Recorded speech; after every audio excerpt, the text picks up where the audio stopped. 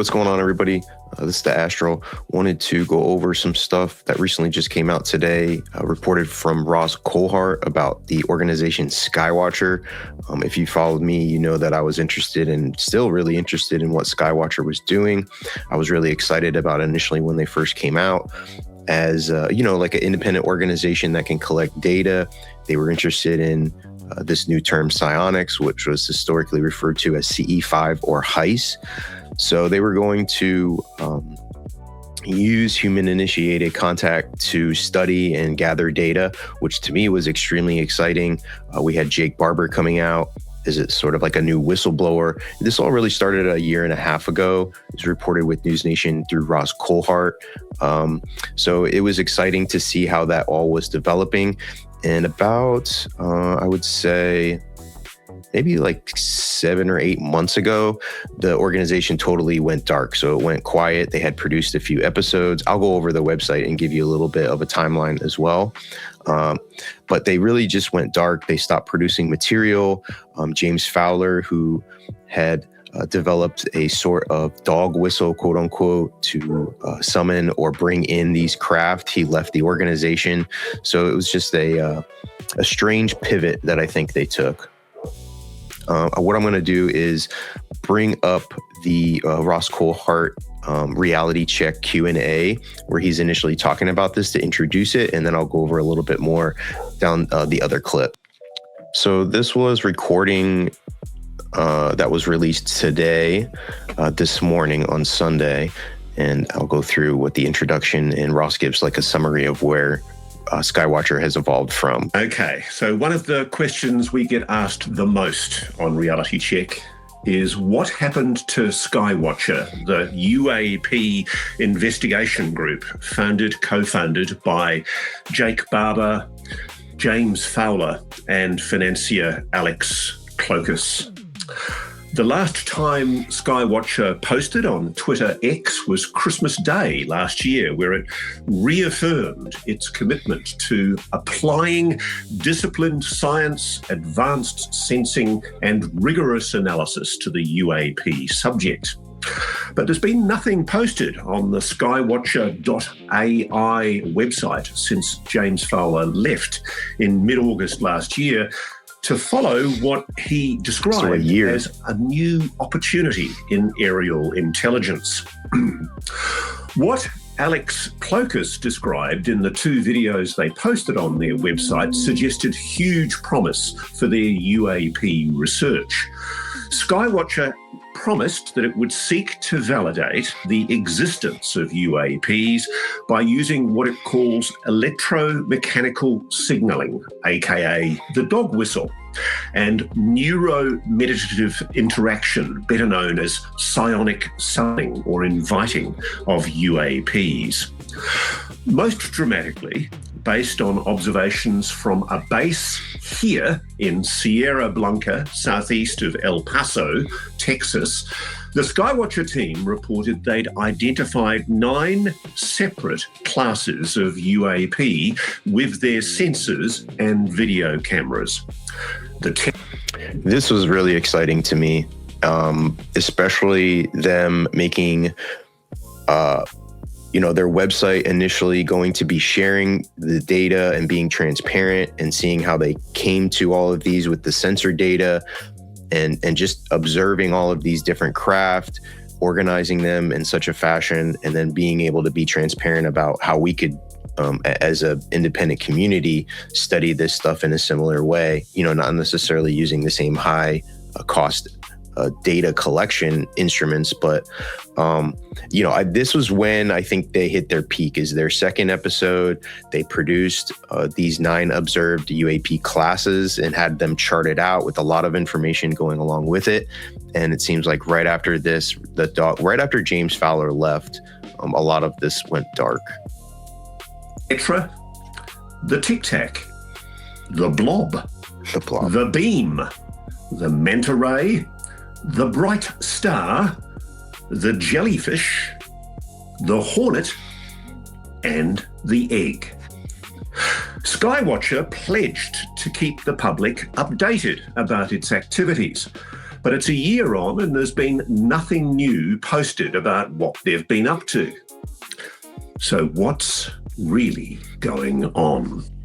Before I move further, just keep in mind too, I was trying to find the post. I couldn't find it. Maybe it was on their blog, or maybe it was Jake Barber himself who made this sort of expectation that they were going to have by 2026, they were going to have the UFO, the UAP phenomenon, or the UFO, what it was figured out. And it was such a high expectation to have that I think it really just set themselves up for failure.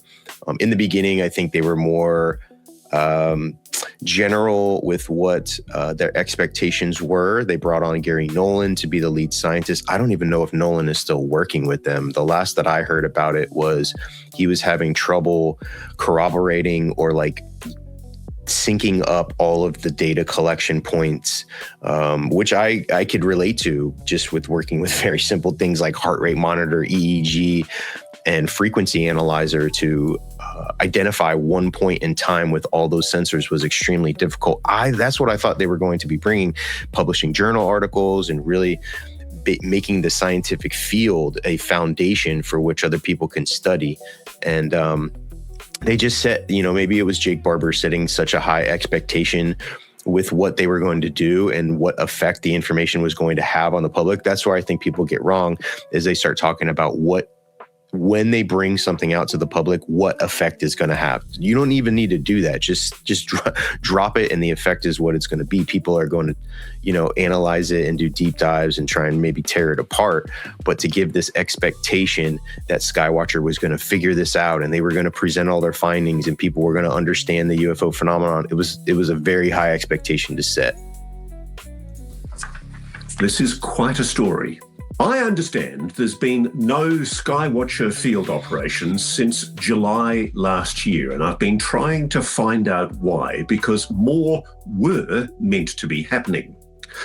Multiple insiders have told me by the time of that last July field operation, Skywatcher was actually working with and reporting to a number of government agencies, including NASA, the Department of Defense, and several intelligence agencies, including the CIA, the Central Intelligence Agency. There is no doubt that what Skywatcher has discovered and recorded was and is of huge interest to the intelligence community and the Defense Department.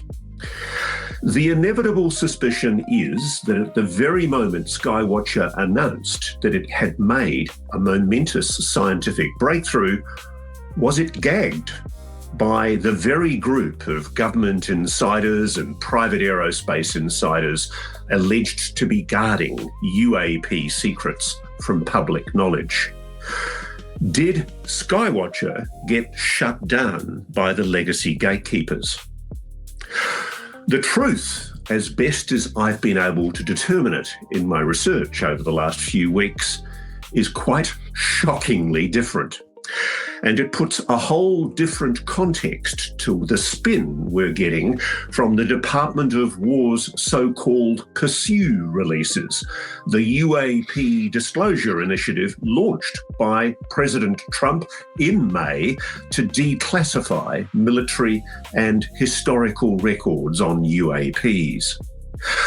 After 4 fairly dull tranches of heavily redacted, often very 5 now, and frankly, often very underwhelming UAP videos, I can assure you, President Trump is most definitely not revealing all he knows.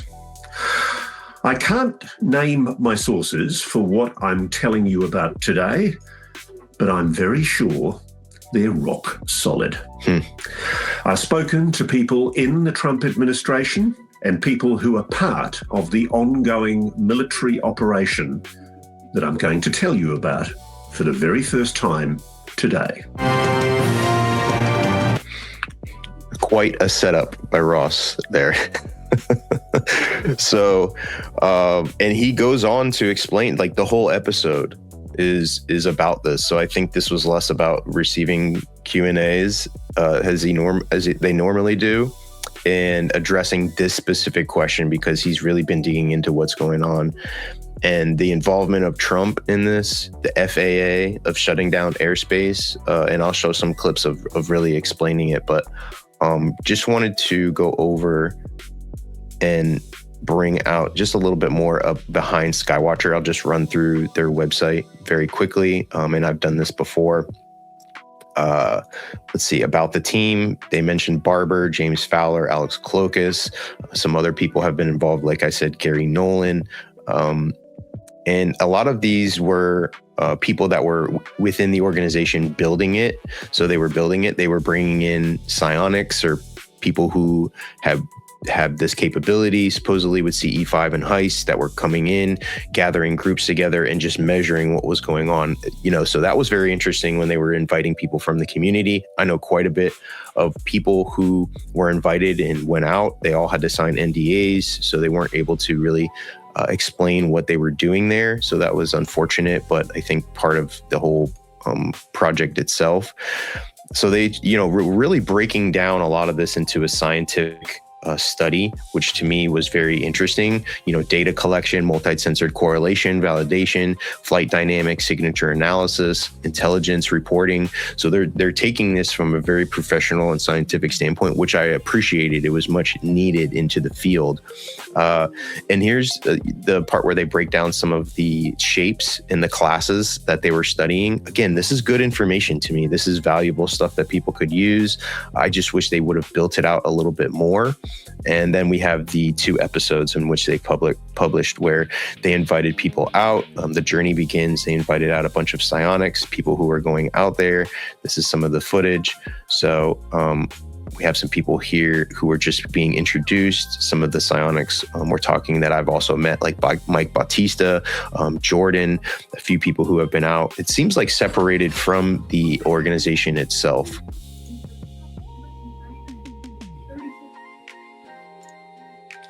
So they had a lot of momentum. They had a lot going on at the time. And it was just really unfortunate that a lot of it just stopped. So, I think they had a lot of promise, and people were very excited about where the direction was going. And this is really one of the first updates that we've had in quite some time. So having Ross give an update on what exactly is going on, what's happening with the program itself, why they were they sort of just stopped operations, has been interesting to listen to. So let me bring up this first clip that really explains why they shut down, according to Ross, why they shut down operations. Let me pull it up here. Okay. And here's where things start getting very interesting, because this area known as Sierra Blanca is exactly where Skywatcher was doing its operations until July last year. Months after Skywatcher ceased official operations at Sierra Blanca, the Defense Department shut down their airspace. But something happened to reverse this decision, because this TFR was cancelled 6 days later on the 14th of November, 2025.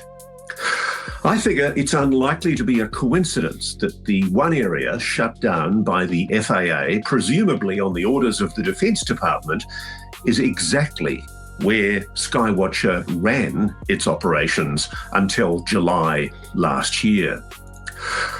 I've also learned that the TFR, the shutdown, was initiated by the Defense Department's Joint Special Operations Command, liaison to the FAA, and that it was imposed to, quote, shoot down drones.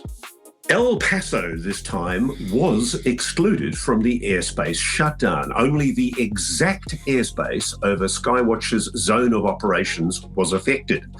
There is no doubt that this 1 year long airspace closure effectively shut down any further Skywatcher operations over the Sierra Blanca range. That to me is interesting, that the FAA and DoD were really so involved in what was going on that they ended up shutting down the airspace. And it ties into a lot of what other people have been reporting about these drones, this drone activity. I know Pavel has been one that has been reporting on it. Red has been reporting on the drone activity as well. So, excuse me, this has been reported on for some time, but the connection to Skywatcher and why it has resulted in their operation stopping has not been made before. So this is interesting that all of this activity, it has been gaining attention and essentially making alterations to our airspace. And as we'll come to find out now, as part of it's been sort of co-opted into doing this operation for the DoD and our government. So, that might end up being the most disappointing thing to me is not only did the public not get any transparency of what they were doing, everybody signed NDAs, they never actually published the data on the website, but now the whole operation is being co-opted and we're never going to find out, it's never going to be released on what they were actually doing and what they found, some of the different discoveries, if any, they were working on. So I think that's just disappointed. And so it's interesting to see that the airspace was just shut down. That corroborated with a lot of the things that they were working on at the time. And it overlaps. The timing makes sense as far as what I know of what was going on. So let's go to another aspect of it where now Ross is going to start talking about the government program that was directed on in what they were doing.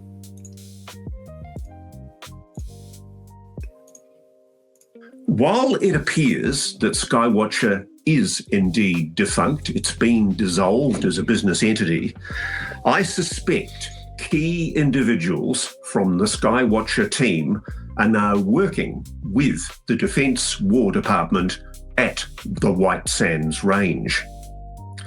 It would make sense they're using the Skywatcher experts because I'm told that from November last year until now, the United States government, in a joint operation with multiple intelligence and defense agencies. See, I caught something there because I wonder, he was talking about the current psionics that were involved in Skywatcher, who are like J2, Mike Bautista, and Jordan. I forgot Jordan's last name, but would be interesting to go back and see if any of their postings had to do with going to this White Sands location where the majority of that activity was, and they were being invited out there. Would be interesting to see if those overlapped, where they're posting about going to some of these locations.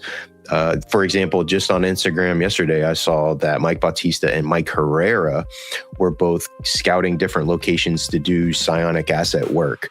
Now, I don't know if they said the actual location where they probably did, but it just is interesting where, the psionics has sort of publicly split from Skywatcher, but they still could be doing these operations, I think is what Ross is hinting at here. So I wonder how soon some of these guys are going to be asked this question about their involvement, if any, to this program. Agencies has been using these airspace shutdowns, these TFRs, to do its own UAP intercept operations. Yes, they have been summoning, detecting, and yes, shooting down what some call drones, others UAPs. The interesting distinction there he makes, but the big statement is the DoD has developed a program to summon, bring in craft, detect them, and shoot them down. That is just wild to me. We went from Skywatcher collecting data to now Skywatcher being used, possibly is what he's alleging here, is that they're now using and co-opted by the DoD to shoot down the craft. We've heard this before of like shooting down craft, luring in craft, before it was with nuclear material, but luring in craft and then shooting them down. That just seems extremely dangerous. Like, we're trying to start an intergalactic war because we're trying to shoot these things down.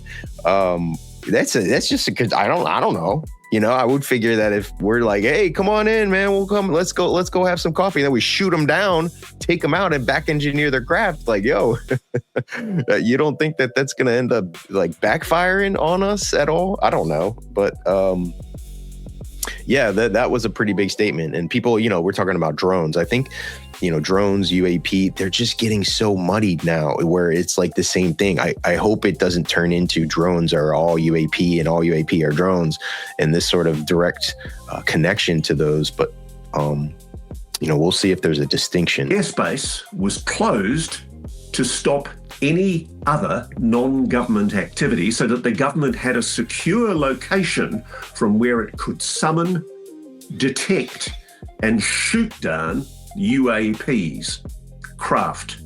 This has been happening. To be clear, I'm told the Defence Department is using the same so-called dog whistle, electromechanical signalling, and psionic summoners, neuromeditative interaction, as Skywatcher's team was doing at Sierra Blanca. It also perhaps explains why, if members of Skywatcher are working with the Defence Department, why Skywatcher has gone very quiet. Wow. I mean, that's just a wild statement to have. Just listen to the second half of this. It's just EPs. The airspace was closed so they closed off the airspace so they could do these type of operations where only the government was able to see, you know, the DoD was able to see what was going on and interact with this stuff. Stop any other non-government activity so that the government had a secure location from where it could summon, detect, and shoot down UAPs, craft. This has been happening. To be clear, I'm told the Defence Department is using the same so-called dog whistle. The dog whistle. And now it's starting to line up. The James Fowler left Skywatcher, brought the dog whistle, was showing the DOT, Department of Defense, what it was capable of doing. And so they blocked off a whole area where the activity was happening probably frequently, brought the dog whistle there, and we're just like, we don't know what these things are. We can't even capture them. Remember, there were reports of drones going over highly sensitive military facilities, and they couldn't even identify them. They couldn't shoot them down. So if there was a location away from these sites, from highly sensitive military locations, that they were able to then test this dog whistle out by James Fowler and try and shoot these down to understand what exactly they were, that starts to make sense to me of what this really turned into. And now we get even deeper into this, into now the involvement of President Trump. So now we're talking about President Trump, not only knowledgeable, aware of this, but he's the one that's making the moves, the decisions of the initiative to go and to shoot these down. He's the one that's given the shoot down order for the UAPs. So that's what's in this next clip with Ross. The Department of War has quite literally taken on the running of its own covert operation to intercept these mystery objects. And I'm told they have recently downed objects, craft, both in the US and across the border near Juarez in Mexico. I am also told by White House sources that President Trump has personally authorized this operation, which perhaps explains why no full admission has yet been made to the public about the full extent of what the government really knows. There is a full-on effort underway by the administration to recover suspected non-human intelligence exotic technology in a program totally separate from the so-called legacy program. This is an attempt by the president to circumvent the legacy program. It's been run out of the White House by the president's most senior intelligence advisors. President Trump has tasked the Secretary of War, Pete Hegseth, to find out what these objects are and to capture them. The Office of the Director of National Intelligence, ODNI, is also involved. Sources have told me that one of the directed energy... It seems like everybody's involved in this. Earlier, Ross said that Skywatcher had been working with NASA, other government agencies, intelligence agencies.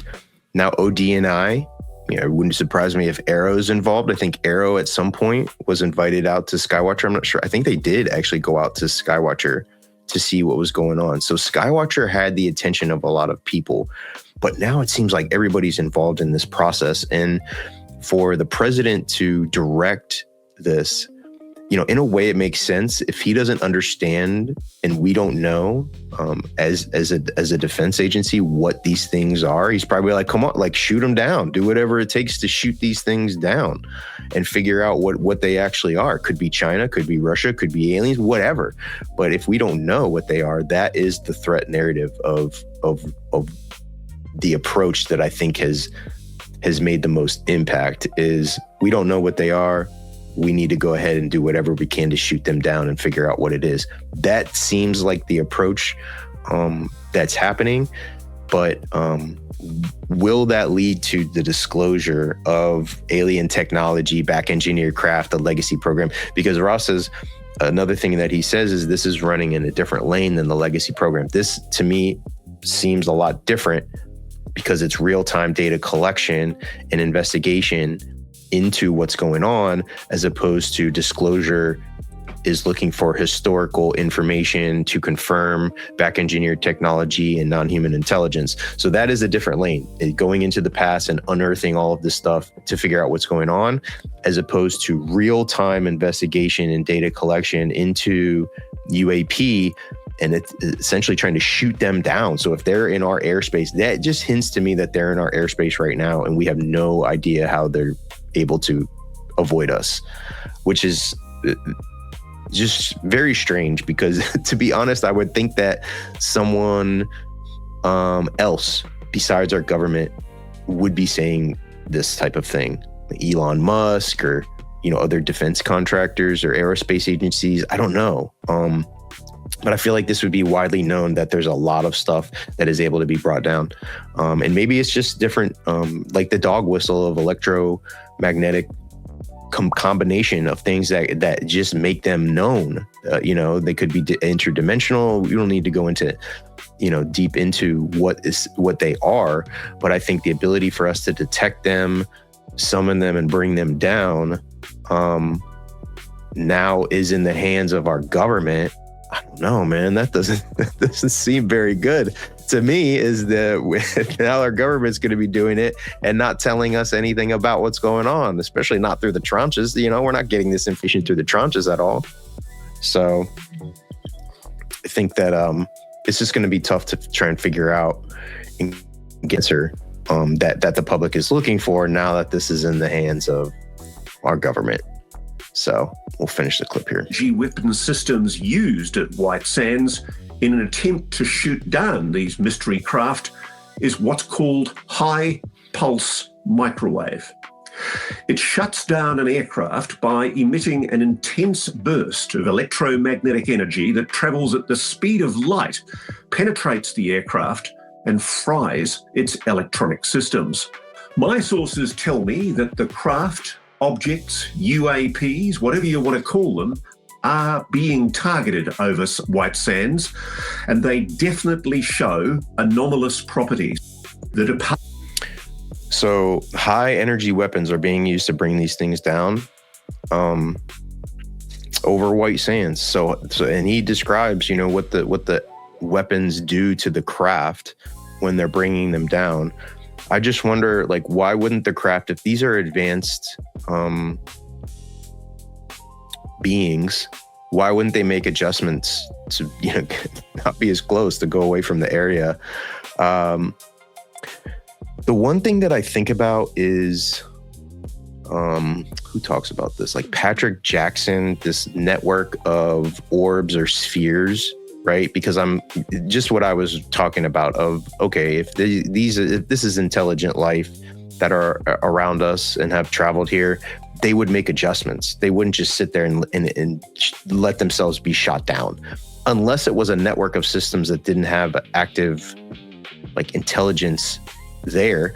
So if there were all of these craft around the Earth that were just observing us, but they weren't able to make those adjustments into what could take them down over the years, they might not have direct connection to make, whatever was behind, like if they were satellites and we just put a bunch of satellites around the moon, and then we weren't able to like make those adjustments quick enough to fly them away closer, and we didn't have the technology to avoid eventually something on the moon could then bring our technology down. But we had been observing them for 10 decades or hundreds of years or whatever.